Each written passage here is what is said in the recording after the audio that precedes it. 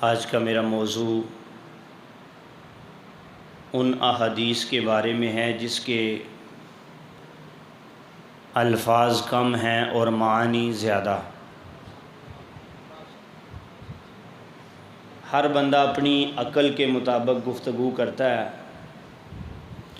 بعض لوگ ہیں جنہیں اپنی بات سمجھانے کے لیے بڑا وقت اور الفاظ درکار ہوتے ہیں، اور بعض خوش نصیب وہ ہیں جن کو اللہ تعالیٰ یہ قوت دیتا ہے کہ وہ تھوڑی بات میں زیادہ بات سمجھا دیتے ہیں، اور یہ خوبی اللہ نے اپنے محبوب مکرم صلی اللہ علیہ وسلم میں سب سے زیادہ پیدا فرمائی تھی۔ مختصر مگر جامع احادیث، اور اس سلسلہ میں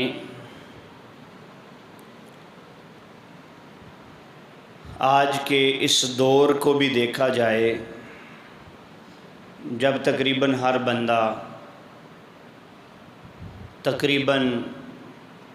ہر بندہ ہی مہنگائی کے چکی میں پس رہا ہے۔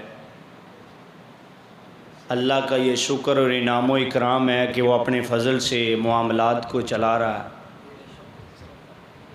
اور ہر بندہ اپنی استطاعت کے مطابق کوشش کرتا ہے کہ جتنا زیادہ ہو جائے اتنا بہتر ہے۔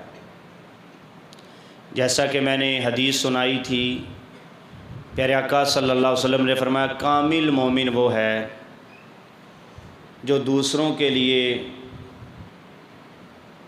وہی چیزیں پسند کرے جو وہ اپنے لیے کرتا ہے۔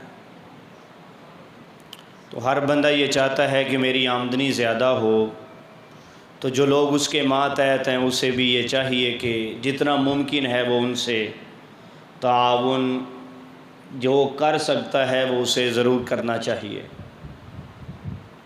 مصیبت زدہ انسان کی مدد کرنا یہ اللہ کے ہاں حقوق العباد میں بڑی عبادت میں شمار ہوتا ہے۔ اللہ نہ کرے مصیبت کون سا کسی کو پوچھ کے آتی ہے، اور پریشانی اچانک آ جائے تو بندے کے لیے اور زیادہ پریشانی کا باعث ہے۔ اس لیے رسول مکرم صلی اللہ علیہ وسلم نے ارشاد فرمایا من نفس عن مؤمن، جو بھی مسلمان اپنے مومن مسلمان بھائی سے قربتاً من قروب الدنیا، دنیا کی مصیبتوں میں سے کوئی ایک مصیبت اس سے دور کرے۔ ایک مصیبت کس کی؟ دنیا کی۔ دور کون کرے؟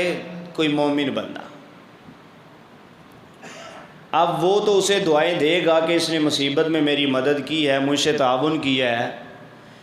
مدد کا صرف مطلب یہ نہیں ہوتا کہ آپ اس کی مالی سپورٹ ہی کریں تو وہ مدد ہوتی ہے، بلکہ آپ اس کے لیے کوئی دعا کر دیں، آپ اس کو وہ پریشان ہے، کوئی ایسا جملہ اسے بتا دیں جس سے اس کا غم ختم ہو جائے، کم ہو جائے، اسے ذہنی سکون مل جائے، اسے حوصلہ دیں، اسے ہمت دیں، اسے سکون دینے کی کوشش کریں، اس کے غم کو بانٹنے کی یا کم کرنے کی جس طریقے سے بھی آپ کوشش کر سکتے ہیں وہ اس حدیث میں اس کا ذکر ہے۔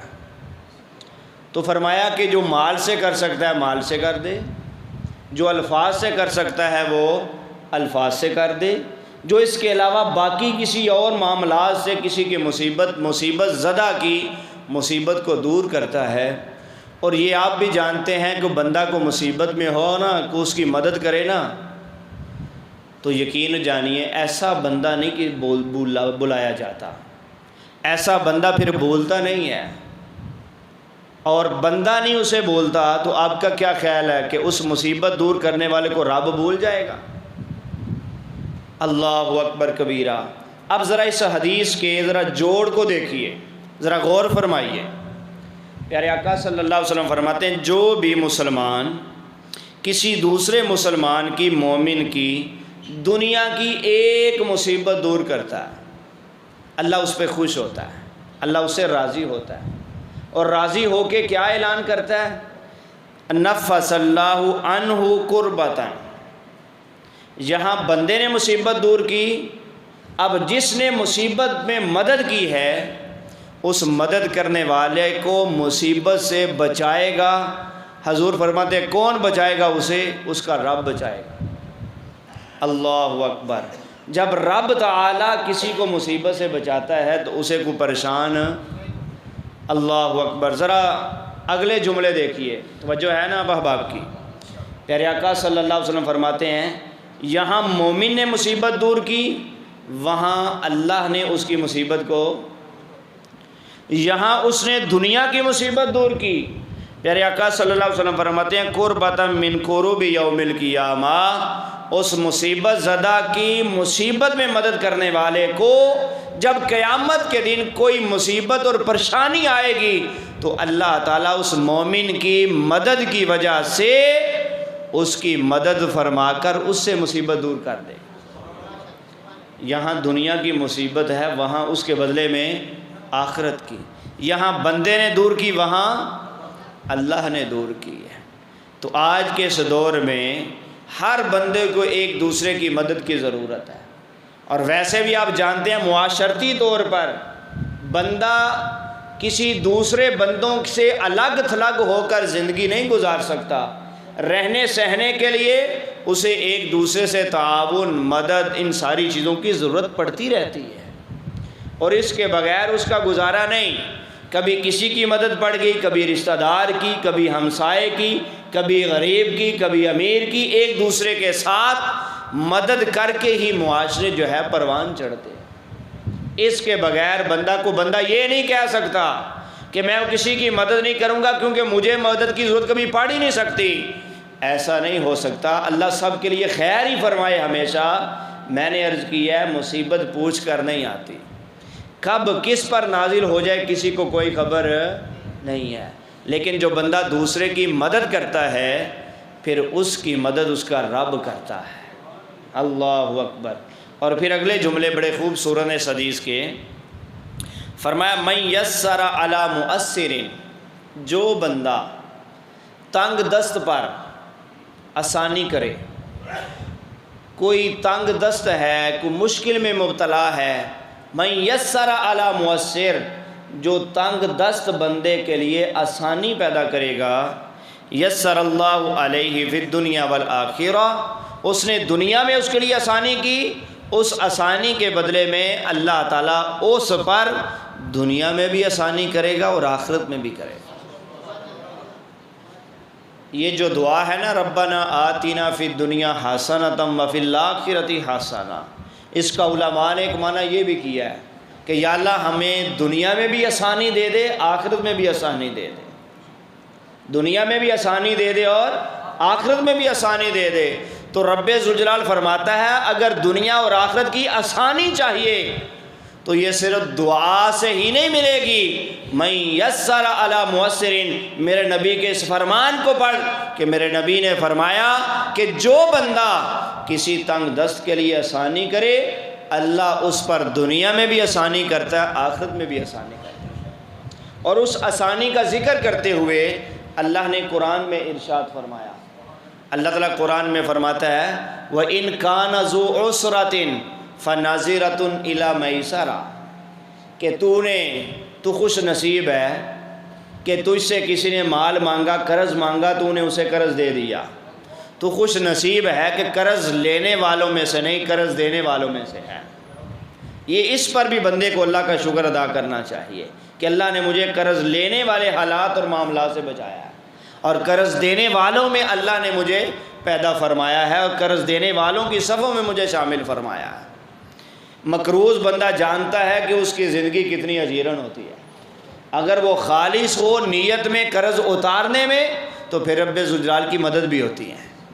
بہرحال اللہ فرما رہا ہے قرآن میں کہ جس کو تو نے قرض دیا اور تجھے پتہ ہے کہ وہ قرض دینے کی مکمل کوشش کر رہا ہے لیکن اس سے بن نہیں رہے, اور تو اس سے قرضہ فی الحال نہ ملے تو تیرا اپنا گزارا اچھے طریقے سے چل سکتا ہے, تو اللہ فرماتا ہے میں تجھے حکم دیتا ہوں وَإِن كَانَ ذُو عُسْرَةٍ فَنَظِرَةٌ إِلَىٰ مَيْسَرَةٍ, تو اس مقروض کو مہلت دے دے گا تو اللہ تیرے لیے اور بھی آسانیاں پیدا فرما. جس نے پہلے آسانیاں پیدا کی ہیں کہ تجھے قرض دہندوں میں بنایا، قرض دینے والوں میں بنایا، وہ بعد میں بھی آسانیاں پیدا کر سکتا ہے۔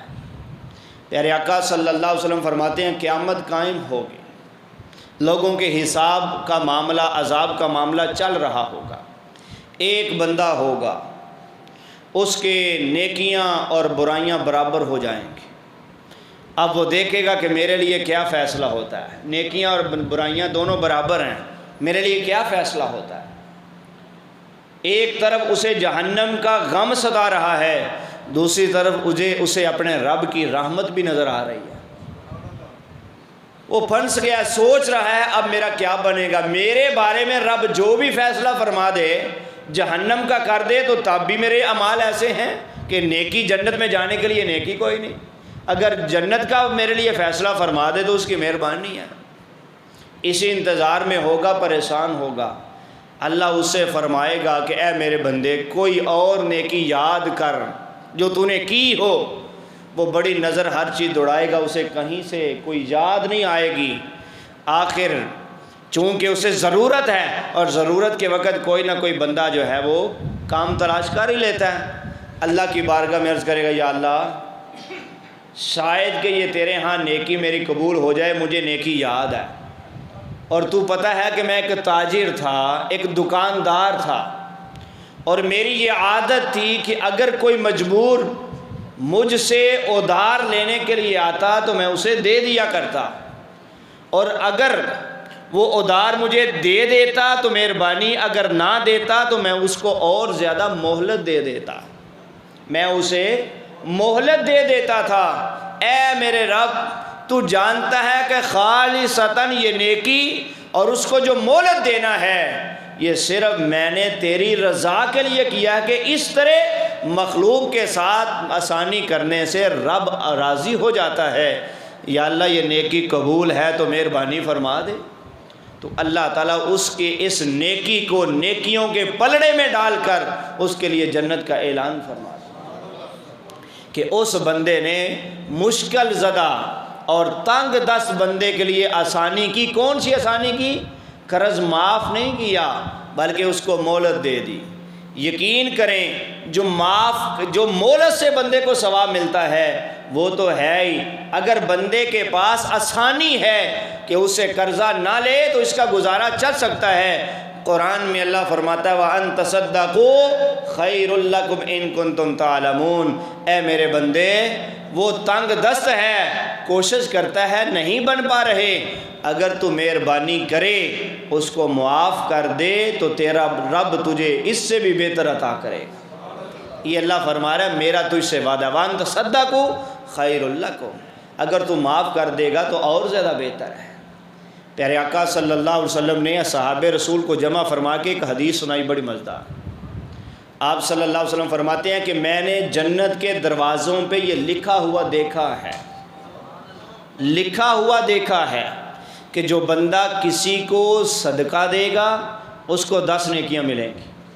کتنی نیکیاں ملیں گی؟ 10 نیکیاں ملیں گی۔ اور جو کسی کو قرض دے گا اللہ اسے 17 نیکیاں عطا فرمائے گا۔ یعنی صدقے سے بھی زیادہ ہے، صدقے سے بھی زیادہ اس قرض دینے کا ثواب ہے۔ لیکن یہ بات ذہن میں رکھ لیں، قرض دینے کا مطلب نہیں کہ یہ نہیں کہ قرض لینے والا بھول جائے، اس کے لیے علیحدہ وعیدیں قرآن حدیث میں موجود ہیں۔ پیارے آقا صلی اللہ علیہ وسلم ارشاد فرماتے ہیں جو بندہ مقروض کے لیے آسانی کرتا ہے، 1 دن کی مہلت دیتا ہے، اسے کتنے؟ 1 دن کی مہلت دیتا ہے، تو پیارے آقا صلی اللہ علیہ وسلم فرماتے ہیں جو مہلت والا دن ہے نا، اللہ اس دن کے بدلے میں اس قرض دینے والے کو، مہلت دینے والے کو ہر دن کے بدلے میں اس کے اعمال نامے میں 2 حج اور 2 عمروں کا ثواب لکھ دیتا ہے۔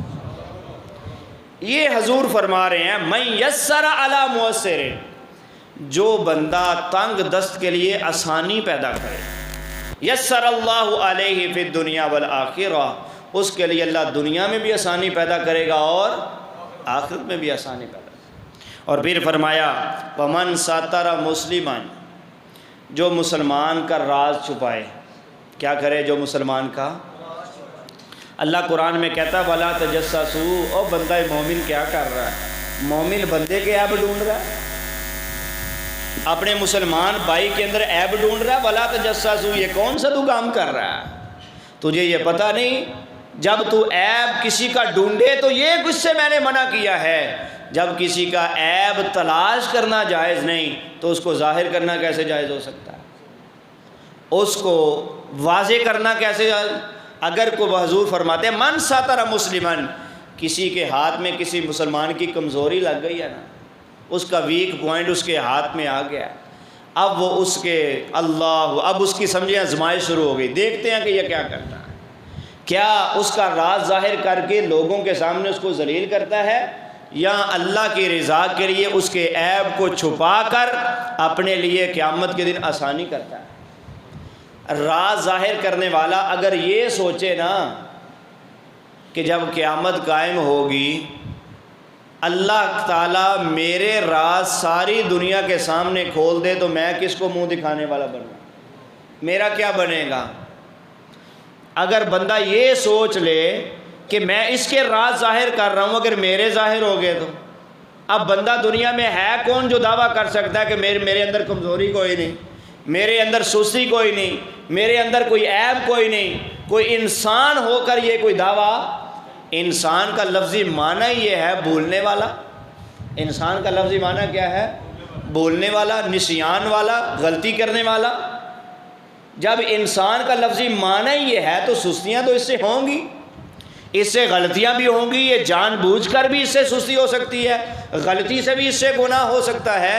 کوئی بندہ اس معاملے سے اپنے آپ کو آزاد تو کہہ نہیں سکتا، کوئی بندہ یہ دعویٰ کر ہی نہیں سکتا کہ میرے اندر کوئی کمی نہیں ہے۔ کوئی بندہ اس دنیا میں پرفیکٹ ہے ہی نہیں، پرفیکٹ اس دنیا میں ہے تو اللہ کی ذات ہے اور اللہ کے رسول ہیں، رسول مکرم ہیں جن کو اللہ تعالیٰ نے پرفیکٹ بنایا ہے۔ اس کے علاوہ باقی ہر بندے کے اندر کوئی نہ کوئی ویک پوائنٹ ہوگا، کوئی نہ کوئی کمزوری ضرور ہوگی، اور اسلام نے اسی لیے کہا کہ مومن بندے سے یہ کہا کہ جب کوئی دنیا سے چلا جائے نا تو اس کے عیب اور کمزوریاں نہ بیان کیا کر، اس کی خوبیاں بیان کیا کر۔ اللہ اکبر کبیرہ۔ جب اسلام کسی کے مر جانے کے بعد اس کے عیب اور کمزوریاں ظاہر کرنا یا ہونا پسند نہیں کرتا تو زندہ بندے کو ذلیل کرنا کیسے پسند کرے گا؟ یہ تو بدرجہ اولا منع ہوگا۔ تو پیارے آقا صلی اللہ علیہ وسلم فرماتے ہیں من ساتر مسلمن، جو مسلمان کا عیب چھپائے، اس کا عیب کون چھپائے گا؟ اللہ تعالیٰ۔ اور کہاں چھپائے گا؟ اللہ فرماتا ہے حضور فرماتے ہیں فی الدنیا والآخرہ، اللہ اسے دنیا میں بھی اس کے عیب کو چھپائے گا اور آخرت میں بھی چھپائے گا۔ تو دوسرا معنی کیا ہوا؟ جو دنیا میں کسی کی کمزوریاں بیان کرے گا تو آخرت میں پھر اس کا بھی تو سارا معاملہ کھلنا ہے نا۔ یہاں تو ایک دو بندے کے سامنے کھلے گا، وہاں تو ساری مخلوق ہوگی، ساری کائنات ہوگی۔ اگر وہاں سب کچھ کھل گیا تو اب بتائیے تو صحیح، پھر معاملے تو بڑے خراب ہیں۔ اگر کسی بندے کے خلوت کا معاملہ، علیحدگی کا معاملہ لوگوں کے سامنے دنیا میں واضح ہو جائے، ظاہر ہو جائے، تو میرے خیال سے مصلی پہ کھڑے ہونے کے لیے اور ممبر پہ بیٹھنے کے لیے شاید دنیا میں کوئی بندہ بچے ہی نہ۔ تو یہ اللہ کا فضل ہے کہ اللہ تعالیٰ دنیا میں چھپاتا ہے تاکہ نظام دنیا چلتا رہے۔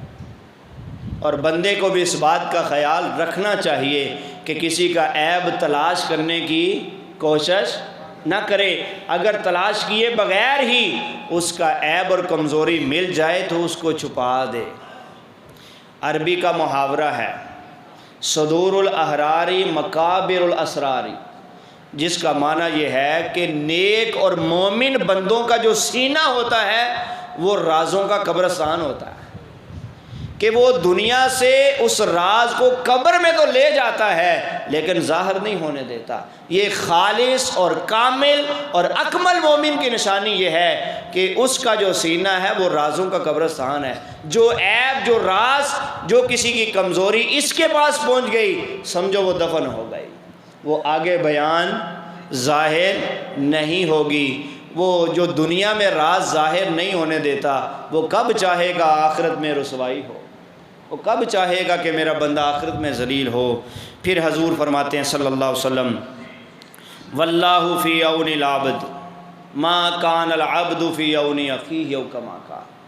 حضور فرماتے ہیں جو بندہ اپنے مسلمان بھائی کی مدد کرتا ہے نا، اللہ اس کی مدد کرتا ہے۔ اور اس حدیث کا معنی مفہوم یہ ہے کہ جب تک ایک بھائی دوسرے بھائی کی مدد کرتا رہے گا اللہ تعالیٰ اس کی مدد کرتا رہے گا۔ اگر وہ بھائی کی مدد چھوڑ دے تو رب بھی پھر اس کی مدد، یہ بات یاد رکھیں، جب رب کسی کو لاوارث چھوڑ دیتا ہے نا پھر اس کا بچتا کچھ نہیں۔ جب رب کسی سے مدد کھینچ لے تو پھر اس کی مدد کے لیے کوئی نہیں بڑھتا۔ اگر آپ کو کوئی پریشانی ہے تو آپ اپنے بھائی کی پریشانی کو دور کریں، تمہاری پریشانی رب جلال خود ہی دور فرما دے گا۔ لیکن اگر آپ کسی کے لیے پریشانی کا باعث ہیں تو پھر اپنے لیے بھی یہ خیال کی کر لیجئے، یقین رکھ لیجئے یہ پریشانی لوٹ کے تمہاری طرف آنے والی ہے، آج نہیں تو کل ضرور آئے گی۔ اگر آپ کسی کے لیے آسانیاں پیدا کریں گے تو اللہ آپ کے لیے، آپ کسی کی مدد فرمائیں گے تو اللہ آپ کی مدد فرمائے گا۔ کوئی بندہ یہ نہیں جانتا کہ اس کو جو رزق مل رہا ہے وہ کس کی برکت اور دعاؤں سے مل رہا ہے، وگرنہ علم میں، مہارت میں اور ان چیزوں میں کئی لوگ ہیں جو ہم سے بھی آگے ہیں، جو ہم سے زیادہ پڑھے ہوئے ہیں، جن کی زیادہ تعلیم ہے لیکن ان کو اللہ نے کرسی نہیں دی، ان کے پاس وہ منصب اور عہدہ نہیں۔ علم تو ہے اور جو کرسی پہ بیٹھا اس سے بھی کہیں زیادہ ہے، لیکن اللہ تعالیٰ نے دعاؤں کی برکت سے رزق لگایا ہوا ہے، اور اس پر اللہ کا شکر ادا کرتے رہیں اور ہر وقت یہ کوشش کیا کریں کہ ہم سے اگر کسی کا بھلا ہو سکتا ہے تو کر دیں، نہیں ہو سکتا تو اس کے لیے دعا تو کی جا سکتی ہے۔ کسی مصیبت زدہ کی مصیبت دور نہیں کر سکتے، دعا تو کر سکتے ہیں، یا اللہ اس کی مصیبت دور فرما۔ تو میرے خیال سے یہ دعا کر دینا بھی، یہ بھی مدد کے اندر ہی شامل ہوگا، یہ بھی مدد ہے۔ میرے آقا صلی اللہ علیہ وسلم ارشاد فرماتے ہیں لیس الشدید بالسرعہ، حضور فرماتے ہیں تم سمجھتے ہو کہ اصل پہلوان وہ ہے جس کا جسم بہت زیادہ بڑا ہو، مضبوط ہو، اور وہ دوسروں کو اٹھا کے نیچے پھینک دے، وہ پہلوان ہے۔ حضور فرماتے ہیں تمہاری نظر میں وہ پہلوان ہے لیکن میری نظر میں وہ پہلوان طاقتور نہیں ہے۔ یا رسول اللہ آپ کسے طاقتور کیا سمجھتے ہیں؟ فرمایا انما الشدید الذی یملک نفسہ عند الغضب، فرمایا میں اس بندے کو پہلوان سمجھتا ہوں جو غصے کے وقت اپنے آپ کو قابو کر لے، غصے کے وقت اپنے آپ کو کنٹرول کر لے، اپنی زبان کو کنٹرول کر لے۔ حضور فرماتے ہیں صلی اللہ علیہ وسلم یہ غصہ جہنم کی آگ میں سے ایک آگ ہے۔ یا رسول اللہ اس کا کیا حل ہے؟ فرمایا اس کو پانی سے ٹھنڈا کرو، مطلب کہ جب غصہ آئے تو وضو کرو، اللہ تعالیٰ غصے کو رفع دفع فرما دے۔ یعنی غصہ زائل کرنے کا طریقہ یہ ہے کہ جب غصہ آئے تو بندہ وضو کرے، تو اللہ تعالیٰ کے پیارے نبی صلی اللہ علیہ وسلم فرماتے ہیں اس پانی سے جو غصہ آیا ہے، آگ آئی ہے، اللہ تعالیٰ اس وضو کی برکت سے اس کو رفع دفع کر دے۔ ابو علی سینا سے کسی نے پوچھا سب سے عقل مند کون ہے؟ بڑا مزیدار جملہ ہے کہ سب سے عقل مند کون ہے، سیانہ کون ہے؟ وہ کہنے لگا سب سے سیانہ جو ہے وہ اس کائنات میں غصہ ہے۔ سب سے سیانہ کون ہے؟ غصہ۔ بھئی غصہ کیسے سیانہ ہو گیا؟ فرمایا غصہ اس لیے سیانہ ہو گیا کہ یہ ہمیشہ غریب پہ ہی آتا ہے، یہ ہمیشہ کمزور پہ ہی آتا ہے، یہ اپنی بیوی اور بچوں پہ آتا ہے۔ جو اپنے سے بڑا ہوتا ہے مال میں، یا باس ہوتا ہے، فیکٹری کا مالک ہوتا ہے، آنر ہوتا ہے، صدر ہوتا ہے، اس کے خلاف کبھی غصہ نہیں آتا۔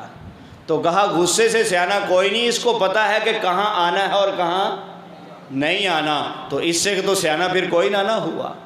تو یہ غصہ بھی بڑا سیانہ ہے کہ یہ ہمیشہ کمزوروں پہ آتا ہے، اپنے ماتحت لوگوں پہ آتا ہے، جہاں پتہ ہے کہ اس نے مجھے کون سا مجھے جو ہے وہ کچھ بدلے میں کہہ دے رہے، میرا کیا بگاڑ لینا ہے۔ ہمیشہ بڑوں پہ غصہ نہیں آتا، کیونکہ اس سے سیانی چیز۔ ایک صحابی حضور کی بارگاہ میں عرض کی یا رسول اللہ صلی اللہ علیہ وسلم دلنی علی عمل اذا عملتہ دخلت الجنہ، یا رسول اللہ مجھے ایک نیکی ایسی بتائیے اگر وہ میں نیکی کر لوں تو اللہ مجھے جنت دے دے، اگر وہ میں نیکی کر لوں تو اللہ مجھے، اور ساتھ کہا صحابی رسول نے ولا تکثر علیہ، یا رسول اللہ صرف ایک بتانا بس، ایک سے زیادہ مجھ سے میرے لیے مشکل ہے، ایک سے زیادہ میرے لیے مشکل ہے، مجھے ایک کام بتائیے مجھے جنت میں لے جائے۔ تو حضور نے فرمایا لا تغضب، اگر ایک کام سے تو جنت میں جانا چاہتا ہے تو وہ یہی ہے کہ غصہ نہ کیا کر۔ غصہ، اس نے عرض کی یا رسول اللہ یہ تو بڑا آسان کام ہے کہ اور بتائیے۔ حضور نے پھر اسے فرمایا لا تغضب، یہ اتنا آسان کام بھی نہیں ہے، میں تجھے یہ کہتا ہوں کہ بس غصے کو کنٹرول کر لے جنت میں جائے گا، غصہ نہ کر۔ اس نے تیسری دفعہ پھر کہا یا رسول اللہ کوئی اور بتائیے۔ پیارے آقا صلی اللہ علیہ وسلم نے فرمایا تیسری مرتبہ بھی یہی ہے کہ لا تغضب، تو غصہ نہ کر، اگر تو غصہ نہیں کرے گا تیرے اور جنت کے درمیان میں صرف موت کا فاصلہ ہوگا، ادھر تجھے موت آئے گی، اللہ تجھے جنت نصیب فرما دے گا۔ تو یہ غصے نے آپ کو پتہ ہے بڑے گھر اجاڑے ہیں، معاشرے اجاڑ کے رکھ دیے ہیں، اور آج ہمارے معاشرے میں سب سے زیادہ جس گناہ کو جوانی اور مضبوطی حاصل ہے وہ غصہ ہے، عدم برداشت ہے۔ کوئی بندہ کسی کو برداشت کرنے کے لیے تیار نہیں، کوئی بندہ کسی سے راضی ہونے کے لیے تیار نہیں۔ تو اس لیے پیارے آقا صلی اللہ علیہ وسلم نے یہ بات، اور جملہ تو چھوٹا سا ہے لا تغضب، لیکن جب عمل کی باری آتی ہے تو یہ ہے سب سے زیادہ مشکل۔ اس لیے حضور نے جملہ تو چھوٹا سا کہا کہ اگر جنت میں جانا چاہتا ہے ایک عمل کے بدلے میں تو اس کا حال یہی ہے کہ لا تغضب، ذرا غصے کو کنٹرول کر، ذرا نرمی کر، اپنے مزاج کے اندر ذرا جو ہے وہ نرمی پیدا کر، غصے کو تھوک دے۔ اگر غصے کو تو کنٹرول کر لے گا تو پھر شیطان تجھ پہ حاوی ہو کر تجھ سے کوئی گناہ نہیں ہونے دے گا، تیری زبان نہیں پھسلے گی، پھر تجھے چھوٹے بڑے کی تمیز آئے گی، تجھے پتہ ہوگا کس سے کیا بات کرنی ہے، جگہ کون سی ہے اور آگے ذات کون سی ہے، پھر اس کے لیے اور زیادہ آسانی ہوگی۔ تو پیارے آقا صلی اللہ علیہ وسلم کے یہ فرامین تو چھوٹے سے ہیں، جملے تو بالکل چھوٹے سے ہیں، الفاظ تو بالکل چھوٹے ہیں، لیکن معنی اس کے اندر بہت بڑے ہیں، معنی بہت بڑے ہیں۔ سمندر کو کوزے میں بند کر دیا، فرمایا غصہ نہ کر، اللہ سے جنت لے لے۔ آج ہمیں بھی ان چیزوں کی ضرورت ہے، معاشرتی طور پر بھی اور جو ہے وہ گھریلو خاندانی طور پر بھی ہمیں یہ بات اندازاً، ہمیں اس بات کی طرف جو ہے وہ غور کرنا ہے کہ ہمارے لیے جنت آسان ہو جائے۔ اور اس کا طریقہ میں نے عرض کیا ہے کہ پیارے آقا صلی اللہ علیہ وسلم نے صحابی رسول سے 3 دفعہ سوال کے بعد یہی فرمایا بس تو غصہ نہ کر، غصہ کنٹرول ہے تو پھر ہر چیز تیرے لیے آسان ہے، پھر ہر تیرے لیے جو ہے وہ مشکل آسان ہو جائے گی۔